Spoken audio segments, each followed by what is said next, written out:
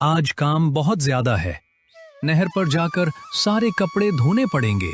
देखो जी, आज फिर सुबह सुबह हमें मजदूरी पर लगा दिया। चुप कटकू, मालिक का दिल साफ है, उसकी नीयत ठीक है। हाँ, मगर ठंड हमारी हड्डियां तक जमा देती है। ओ महमूद, खुद तो 2 शालें ओढ़ी हुई हैं और बेचारे गधे नंगे फिर रहे हैं। चाचा, आप ठीक कह रहे हो। मैं आज ही बेगम से कहूंगा इन सब के लिए स्वेटर बन दे। में काम कर रहे हो, हिम्मत है तुम्हारी। रोजी हलाल करनी है बाबा, काम तो करना ही पड़ता है। तुम्हारी मेहनत देखकर खुश हुआ हूँ। अरे महमूद, अकल कहाँ गई है?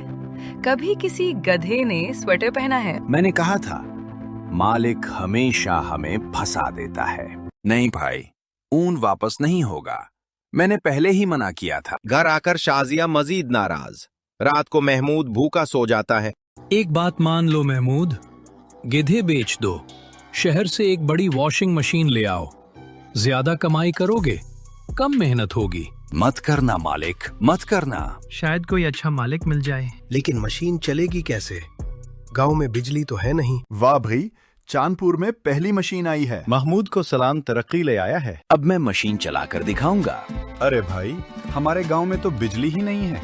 बेटा, अब बताओ क्या चाहते हो? बाबा, मेरी मशीन चल जाए, मेरी इज्जत रह जाए।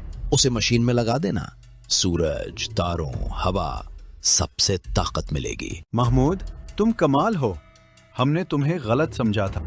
गांव गांव मशीन का चर्चा, लोग दूर दूर से कपड़े धुलवाने आते हैं। महमूद अमीर हो जाता है। एक मशहूर चोर कालिया मशीन उठाकर ले जाता है। पूरा गांव परेशान। चोर डर जाते हैं कि लोगों को उनके राज का पता चल गया है, और वो डर कर दोबारा धोबी के घर मशीन छोड़ जाते हैं और माफी मांगते हैं।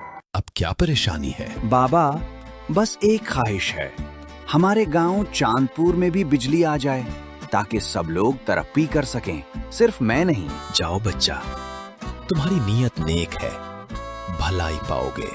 वजीर आला ने हुक्म दिया है, चांदपुर में 1 हफ्ते के अंदर बिजली फराहम की जाएगी।